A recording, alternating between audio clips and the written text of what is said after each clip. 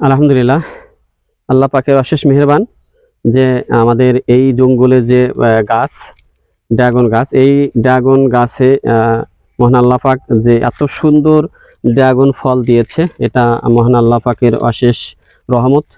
তার রহমত ছাড়া আসলে কখনো এটা সম্ভব ছিল না। তা আমরা এই জঙ্গলে যে গাছ এত সুন্দর ফল আমাদের দিয়েছে, এখন এই মুহূর্তে কিছু বিশেষ পরিচর্যা আছে। এই ফুলগুলো ফুটেছিল, ফুলের মাথায় যে শুকনা অংশটা আছে, এটা এই মুহূর্তে ছাড়িয়ে দিতে হবে, তা না হলে বৃষ্টি হলে এগুলো পচে আবার এলো এখান থেকে পোকা জন্মাবে।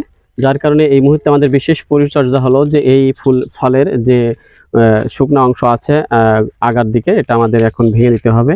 এবং এটা না ভেঙে দিলে বিক্রি করার সময়ও সমস্যা হয়, তখন এর ময়লা থাকে, ময়লাগুলো পরিষ্কার করে না দিলে আসলে তখন বাজারে ভালো দাম পাওয়া যায় না। সেই জন্যে আমাদের বিশেষ পরিচর্যার মধ্যে একটা পরিচর্যা, আমাদের ফলের যে আগায় যে শুকনা ফুলগুলো আছে, এগুলো এখন আমাদের ভেঙে দিতে হবে।